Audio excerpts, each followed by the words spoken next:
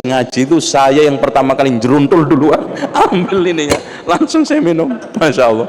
Sampai ada kiai saya yang tangannya infeksi karena sering dicium, infeksi karena sering dicium ribuan santri ya sing umbelen sing macam-macam ya, gitu. Dan nyiumnya begini Pak, bolak-balik tuh. Ustaz tolong ceritakan bagaimana antum dari seorang titik-titik hingga bericoh ke manhaj salaf. Hadirin sekalian, saya dulu itu sejak kelas 2 SMA sudah mendakwahkan ya aneh-aneh itu, dari mulai tahlilan, wal yaslamatan, wal yasinan, wal macam-macam ya. Bahkan saya sejak umur sanawiyah kelas 2 itu sudah hafal berjanji tiba sama manaqib.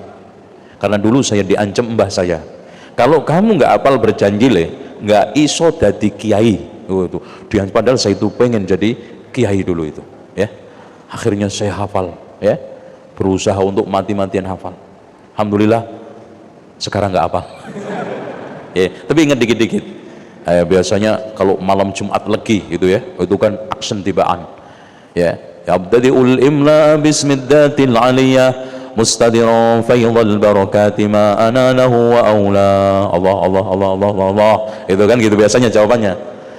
Itu banyak baitnya. Terus qiyam, salli ala Muhammad salli alaihi ya Nabi salam alaika. Itu udah seneng itu biasanya. Kalau sudah qiyam biasanya sebentar lagi selesai, biasanya berkati keluar itu seneng itu berkat. Namanya berkat, seamrek-amrek nggak kuat ngangkat itu kan gitu asyraqal. Ini makanya kata orang Jawa serakalan, karena ada kalimat asyraqal. Ayo serakalan itu maksudnya berdiri sambil membaca asyraqal badru alaina fakhtafat minhul budur, itu ya, dan seterusnya sampai selesai. Nah terus kemudian kalau manaqib itu rata-rata dikatamkan 41 kali dengan 41 orang. Yang masak itu nggak boleh haid, nggak boleh nipas, harus pakai putih semua itu mas yang masak. Terus dulu kuntulan juga, saya sama bapak saya itu saingan kuntulan itu yang begini gitu kan gitu, sampai terbangan karena terbang ya gitu. Jadi dulu akhirnya saya juga termasuk dulu suka nantang debat, sering saya tantangin karena mengharamkan tahlilan, mengharamkan udah, dan rata-rata kalah semua. Karena apa? Saya ada pinter ngeyel dulu, karena yang pinter ngeyel yang menang dulu itu. Nah akhirnya saya dipondokkan orang tua ya, dengan harapan saya jadi kiai, saya jadi tokoh ya agama ke pondok pesantren Tambak Beras Jombang. Kenapa milih sono? Karena yang mendirikan tokoh NU yaitu Abdul Wahab Hasbullah, itu Abdul Wahab ya, pendirinya. Sebetulnya beliau juga yang mendirikan NU, cuman Ki Hasyim Asy'ari itu hanya dijadikan justice tok, karena tokoh besar akhirnya dibuat untuk penguat. Yai, Pak Yai saya jadikan ketua majelis syuronya, saya tanfidiyahnya Kiai, pokoknya yang utek teknis saya, namanya ketua tanfid. Tanfid itu pelaksanaan, majelis syuro itu untuk tingkat tingginya.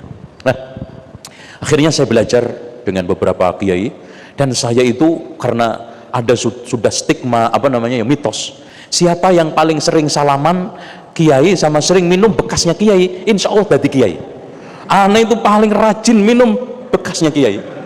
Pokoknya kiai habis ngaji itu saya yang pertama kali jeruntul duluan, ambil ininya langsung saya minum, Masya Allah. Sampai ada kiai saya yang tangannya infeksi karena sering dicium, infeksi karena sering dicium ribuan santri ya sing umbelen sing macam-macam ya, gitu. Dan nyiumnya begini Pak, bolak-balik tuh. Terus kemudian karena saya itu sama kiai itu setengah kultus ya, pokoknya sama kiai itu pengen deket, pengen ini, pokoknya menyanjung, mengagungkan. Jadi setiap saya pulang pergi rumah itu selalu saya bawakan oleh-oleh rokok. Jadi kiai itu salam tempel rokok satu. Kalau jarum super itu seneng, biasanya kalau nggak ada bentul itu bentul. Dulu itu sing rokok kretek apa ya, bentul merah ya, gudang merah ya, itu paling nggak itu ya tuh. Nanti itu namanya sowan itu habis liburan datang pamit lagi ingin belajar. Kompleknya pondok saya namanya kompleks Sunan Giri, dulu nyampur Lamongan, Gresik ngumpul. Sampai sekarang toko saya beri nama Toko Sunan Giri di depan pondok saya, ya, Toko Sunan Giri, ya. Nah, hadirin sekalian, setelahnya setelah itu saya kelas 3. Pada saat saya kelas 3, saya punya guru, Masya Allah, guru bahasa Arab. Saya ketika itu memang sudah putus untuk menerus sekolah lagi, ya, kira-kira saya kayaknya udah nggak nerus karena nggak punya dana macam-macam. Akhirnya ada namanya Ustadz, namanya Mas'ud. Itu saya tanya, Pak Ustadz, kalau saya belajar lagi yang gratis kemana? Gitu. Akhirnya dia cerita, oh di Jakarta ada sekolah namanya Libya. Udah di sono saya itu sekolah kemarin itu bahasa Arabnya bagus, udah gitu dikasih duit deh. Wah, seneng saya. Udah, akhirnya saya penasaran, cari info yang namanya Libya. Dicari dari pondok seperti itu pasti ngeblank. Ya, kalau pondok-pondok yang seperti ini gampang. Gimana caranya untuk dapat informasi ini? Nah, si Ustadz ini saya kejar terus, bilang katanya di sana ada sudah yang lulusan tambak beras itu sekolah ke sana. Akhirnya saya cari ketemu. Alhamdulillah mulai di sana belajar, ya, diterima. Dan ketika itu saya masih ngerokok. Sampai saya melihat pengumuman penerimaan itu sambil ngerokok di papan itu. Saya ditegur sama yang sudah tingkat tinggi syariah, ente mau masuk Libya ngerokok? Cuek aja saya. Ente tahu apa ibarat gitu kan. Udah saya singkat. Karena saya meyakini rokok itu halal. Ya. Akhirnya saya mulai belajar. Saya mendapatkan keanehan yang ditakutkan oleh para kiai sudah mulai nampak. Hati-hati tapi kalau ke sana, karena sebelum saya sekolah pun datang ke kiai semua, saya pamitin, saya sowanin, ya. Pak Yai, saya mau nerus ke Jakarta begini-begini, wis hati-hati, jikin duite bahasa Arabe, ojo akidai, bahaya, ya. Itu pesennya, karena begini. Apalagi di dalam buku itu ada 3 aliran sesat yang harus diwaspadai dan tokohnya. Khawarij tokohnya Ibnu Taimiyah, Rafidhah tokohnya Ibnu Qayyim, Wahabi tokohnya Muhammad bin Abdul Wahab. Sing rodok cocok yang terakhir itu loh. Itu.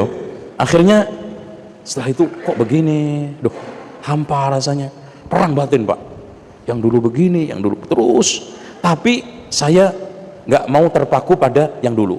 Akhirnya saya paling sering debat di sekolah. Guru mengajar akidah paling hafal saya. Sebelum selesai pengajaran sudah ditebak dulu. Paling yang nanya Zainal Abidin ini nanti. Gitu. Sudah ditebak duluan. Gitu. Dan pernah saya itu dikeluarin dari kelas, ngeyel.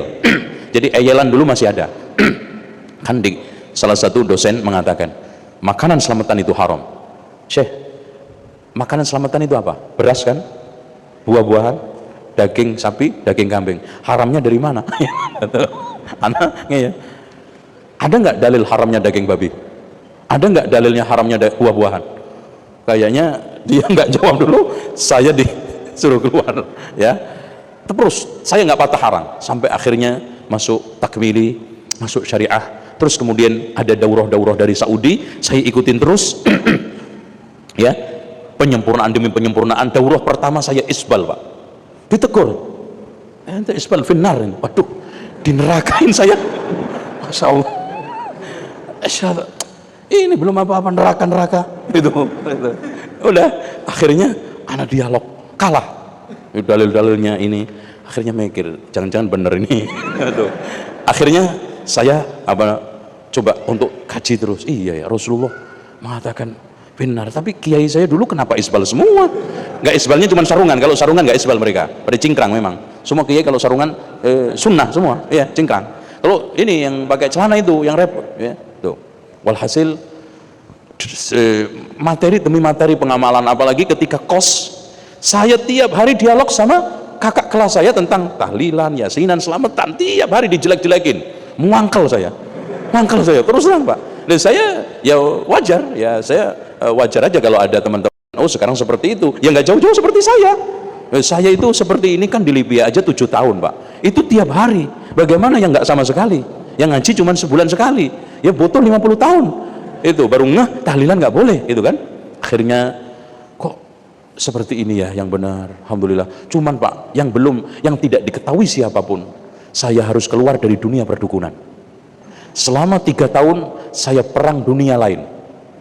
Maaf, dunia lain itu saya kalau tidur nggak pernah bisa les, tapi nggak pernah melek, selalu ada aja. Itu sampai 3 tahun ngeluarin ini, ruqyah ini, tapi nggak ada pernah ada orang yang tahu, ya. Dan orang dekat pun termasuk orang tua saya, ya. Karena dulu saya mulai merdukun itu kelas 2 SMA. Karena dukun itu menjadi alat bagus untuk dakwah sambil dukun gitu loh Pak. Itu kan kayak wali songo, jadi kan hebat gitu loh, kan sambil dakwah bisa ngobatin orang, megang tok aja ngelune hilang gitu kan gitu, masya Allah seneng orang. Akhirnya hilang lepas, saya mendapatkan panggilan untuk melanjutkan sambil dakwah ke Riyadh, katanya bisa ketemu Syekh bin Bas. Saya bayangi Syekh bin Bas itu kayak apa, ya.